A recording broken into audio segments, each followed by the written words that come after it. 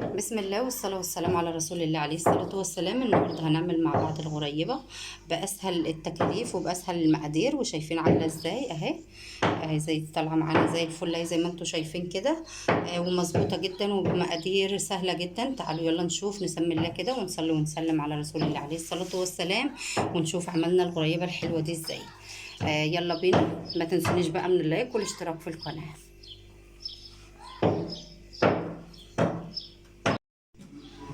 ودلوقتي بقى هنقول على اسهل مقادير في الدنيا طبعا. انا جبت لكم بقى بالكوبايه كده علشان خاطر تبقى المقادير سهله معاكم. دول كوبايتين دقيق، كوبايه سمنه، نص كوبايه سكر بودره. ضعف الدقيق، نص الدقيق سمنه، ونص السمنه سكر. عايزه تعملي 4 كوبايات دقيق هيبقى معاهم كوبايتين سمنه وكوبايه سكر كامله.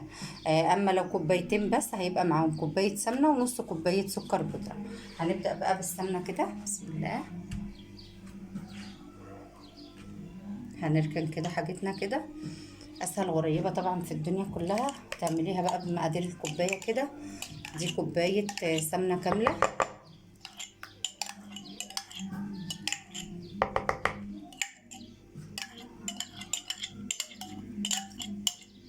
بمج بقى الكوبايه. المهم يبقى الحاجه واحده او شكل الكوبايه واحد، علشان خاطر ما تتلخبطيش بقى في كل حاجه.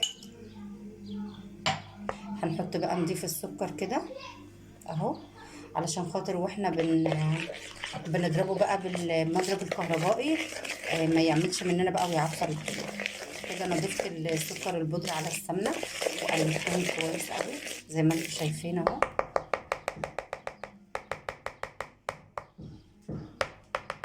وهبدا اشغل المضرب، بسم الله.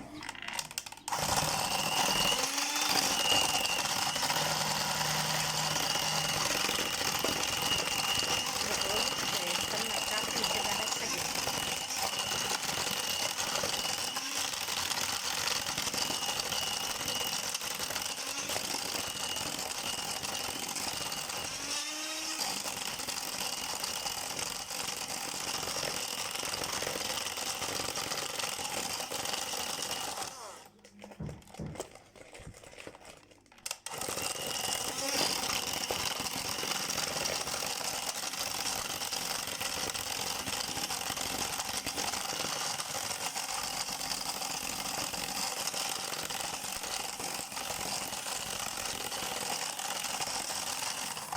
اهم خطوه طبعا في الغريبه انك تضربي السمنه كويس قوي لحد ما تبقى هشه زي ما انت شايفه كده.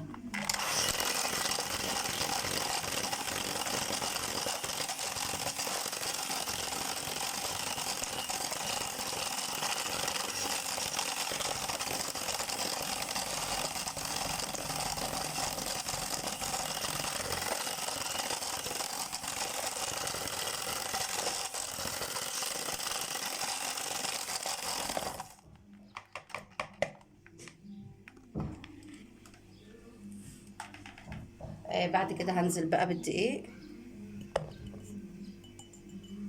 كوبايتين دقيق على الكوباية السمنة. وطبعا كل ده منخول، حتى السكر البودرة منخول كمان، علشان خاطر عندك بقى رشة فانيليا كده اختيارية، ممكن تحطي وممكن ما تحطيش، بس انا بحب ريحة الفانيليا في الحاجات الحلوة كده، فانا حطيت رشة صغيرة. هبدأ بقى ألم العجينة بإيدي، بتحبيها بفستق بأي حاجة. بيكون معانا الغريبة الناعمة الجميلة دي. ده شكلها بعد ما خرجت من التلاجة. أنا بدأت أشكلها كده أهي، شايفين لا بتشقق ولا أي حاجة، بسم الله ما شاء الله ناعمة معانا جدا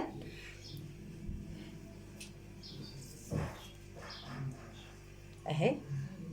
بتلفيها بس لفة في ايدك كده صغيرة، وبعد كده بتحطيها بقى على الصينية كده زي ما انت شايفة. دول مقدار كوبايتين دقيق على كوباية سمنة على نص كوباية سكر بودرة. حابة تكتري اكتر من كده كتري، يعني زودي بقى الكمية. الكوبايتين الدقيق عليهم كوباية سمنة، وعليهم نص كوباية سكر بودرة. والمقادير بتزيد مع زيادة الدقيق. ببدأ أشكلها بإيديا كده، تبقى معانا بالشكل الجميل الحلو ده.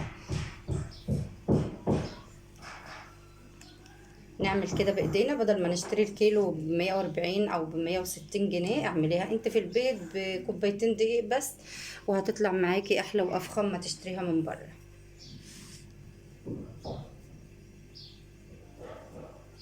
ببدأ ألم العجينة كده وألمها بين ايدي كده زي ما انتوا شايفين، لفة واحدة، وهي ناعمة جدا بصراحة وحلوة، ولا بتشقق ولا أي حاجة. الصلاة على النبي عليه الصلاة والسلام. اهو زي ما انتوا شايفين بتبقى معانا بالشكل الحلو ده. ممكن تزينيها بقى زي ما تحبي، او ممكن كمان ما تحطيش عليها حاجة. بتبقى حلوة جدا. بعد كده هنحطها على نار واطية خالص. يعني هي الغريبة ما بتحتاجش نار عالية، بتبقى النار بتاعتها واطية جدا. يعني زي ما انتوا شايفين الرسمة كده، بتبقى زي ما هي كده، بتاخد بس لون للقعر بتاعها وخلاص. وتقريبا الكمية دي هي على قد الصينية ان شاء الله، كوبايتين الدقيق، وتبقى عملتي حاجة حلوة. وفي 10 دقايق بس.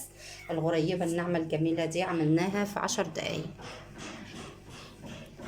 مقاديرها بسيطة جدا، بس العجينة بتحتاج تدخل التلاجة حوالي 10 دقايق ربع ساعة، علشان خاطر تدينا الشكل واللمة الحلوة دي، وما تشققش مننا. شايفين؟ بسم الله ما شاء الله.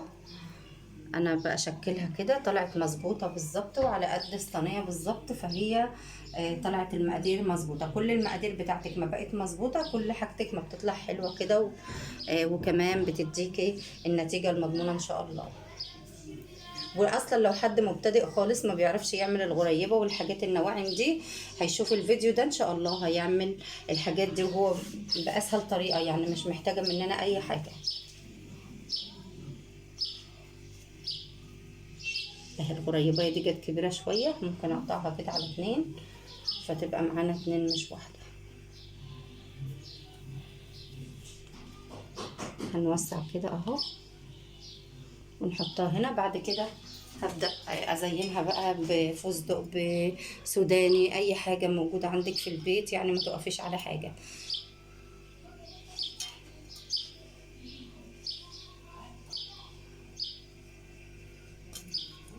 احنا بنسيبها زي ما هي كده، بنضغط بس ضغطه بسيطه بس كده. انا هدخلها الفرن وبعد كده هنشوف هيبقى شكلها عامل ازاي.